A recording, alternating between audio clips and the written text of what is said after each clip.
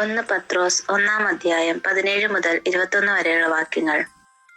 ഓരോരുത്തരെയും പ്രവൃത്തികൾക്കനുസരിച്ച് നിഷ്പക്ഷമായി വിധിക്കുന്നവനെയാണ് നിങ്ങൾ പിതാവെന്ന് വിളിക്കുന്നതെങ്കിൽ നിങ്ങളുടെ ഈ പ്രവാസകാലത്ത് ഭയത്തോടെ ജീവിക്കുവിൻ. പിതാക്കന്മാരിൽ നിന്ന് നിങ്ങൾക്ക് ലഭിച്ച വ്യർത്ഥമായ ജീവിത രീതിയിൽ നിന്ന് നിങ്ങൾ വീണ്ടെടുക്കപ്പെട്ടത് നശ്വരമായ വെള്ളിയോ സ്വർണമോ കൊണ്ടല്ല എന്ന് നിങ്ങൾ അറിയുന്നുവല്ലോ. കറയോ കളങ്കമോ ഇല്ലാത്ത കുഞ്ഞാടിൻ്റെത് പോലുള്ള ക്രിസ്തുവിന്റെ അമൂല്യ രക്തം കൊണ്ടത്രേ. അവനാകട്ടെ ലോകസ്ഥാപനത്തിനു മുൻപ് തന്നെ നിയോഗിക്കപ്പെട്ടിരുന്നവനും ഈ അവസാന കാലത്ത് നിങ്ങൾക്കായി വെളിപ്പെടുത്തപ്പെട്ടവനുമാണ്.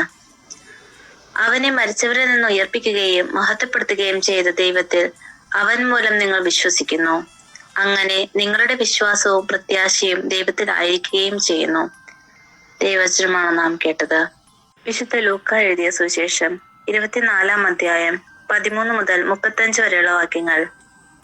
ആ ദിവസം തന്നെ അവരിൽ 2 പേർ ജെറുസലേമിൽ നിന്ന് ഏകദേശം 60 സ്തദിയോൻ അകലെയുള്ള എമ്മാവുസ് ഗ്രാമത്തിലേക്ക് പോവുകയായിരുന്നു.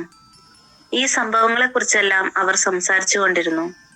അവർ സംസാരിക്കുകയും വാദിക്കുകയും ചെയ്തുകൊണ്ട് പോകുമ്പോൾ യേശുവും അടുത്തെത്തി അവരോടൊപ്പം യാത്ര ചെയ്തു. എന്നാൽ അവരെ തിരിച്ചറിയാൻ കഴിയാത്ത വിധം അവരുടെ കണ്ണുകൾ മൂടപ്പെട്ടിരുന്നു. അവൻ അവരോട് ചോദിച്ചു, എന്തിനെക്കുറിച്ചാണ് നിങ്ങൾ സംസാരിക്കുന്നത്? അവർ മ്ലാനവദനായിരുന്നു. അവരിൽ ക്ലെയോപ്പാസ് എന്ന പേരായ ഒരുവൻ അവനോട് ചോദിച്ചു, ഈ ദിവസങ്ങളിൽ ജെറുസലേമിൽ നടന്ന സംഭവമെന്നും അറിയാത്ത അപരിചിതനാണോ നീ? അവൻ ചോദിച്ചു, ഏത് കാര്യങ്ങൾ? അവർ പറഞ്ഞു, നസ്രായനായ യേശുവിനെ കുറിച്ച് തന്നെ. അവൻ ദൈവത്തിന്റെയും മനുഷ്യരുടെയും മുമ്പിൽ വാക്കിലും പ്രവൃത്തിയിലും ശക്തനായ പ്രവാചകനായിരുന്നു. ഞങ്ങളുടെ പുരോഹിത പ്രമുഖന്മാരും നേതാക്കളും അവനെ മരണവിധിക്ക് ഏൽപ്പിച്ചു കൊടുക്കുകയും ക്രൂശിക്കുകയും ചെയ്തു. ഇസ്രായേലിനെ മോചിപ്പിക്കാനുള്ളവൻ ഇവനാണ് എന്ന് ഞങ്ങൾ പ്രതീക്ഷിച്ചിരുന്നു. ഇതൊക്കെ സംഭവിച്ചിട്ട് ഇത് 3-ാം ദിവസമാണ്. ഞങ്ങളുടെ കൂട്ടത്തിലുള്ള ചില സ്ത്രീകൾ ഞങ്ങളെ വിസ്മയിപ്പിച്ചു. ഇന്ന് രാവിലെ അവർ കല്ലറയിങ്കൽ പോയിരുന്നു. അവന്റെ ശരീരം അവർ അവിടെ കണ്ടില്ല.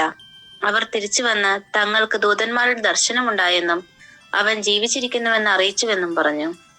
ഞങ്ങളുടെ കൂടെ ഉണ്ടായിരുന്നവരിൽ ചിലരും കല്ലറയിങ്കിലേക്ക് പോയി. സ്ത്രീകൾ പറഞ്ഞതുപോലെ തന്നെ കണ്ടു. എന്നാൽ അവനെ അവർ കണ്ടില്ല. അപ്പോൾ അവൻ അവരോട് പറഞ്ഞു, ഭോഷന്മാരെ, പ്രവാചകന്മാർ പറഞ്ഞിട്ടുള്ളത് വിശ്വസിക്കാൻ കഴിയാത്ത വിധം ഹൃദയം മന്ദീഭവിച്ചവരെ, ക്രിസ്തു ഇതെല്ലാം സഹിച്ച് മഹത്വത്തിലേക്ക് പ്രവേശിക്കേണ്ടിയിരുന്നില്ലേ?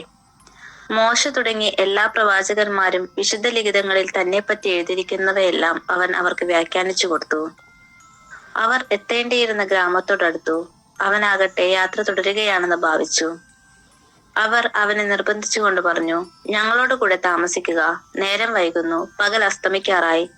അവൻ അവരോട് കൂടെ താമസിക്കാൻ കയറി. അവരോടൊപ്പം ഭക്ഷണത്തിനിരുന്നപ്പോൾ അവൻ അപ്പം എടുത്ത് ആശീർവദിച്ച് മുറിച്ച് അവർക്ക് കൊടുത്തു. അപ്പോൾ അവരുടെ കണ്ണുകൾ തുറക്കപ്പെട്ടു. അവർ അവനെ തിരിച്ചറിഞ്ഞു. പക്ഷേ അവൻ അവരുടെ മുമ്പിൽ നിന്ന് അപ്രത്യക്ഷനായി. അവർ പരസ്പരം പറഞ്ഞു, വഴിയിൽ വെച്ച് അവൻ വിശുദ്ധലിഖിതം വിശദീകരിച്ചുകൊണ്ട് നമ്മോട് സംസാരിച്ചപ്പോൾ നമ്മുടെ ഹൃദയം ജ്വലിച്ചിരുന്നില്ലേ? അവർ അപ്പോൾ തന്നെ എഴുന്നേറ്റ് ജെറുസലേമിലേക്ക് തിരിച്ചുപോയി. അവിടെ കൂടെയിരുന്ന 11 പേരെയും അവരോടൊപ്പം ഉണ്ടായിരുന്നവരെയും കണ്ടു.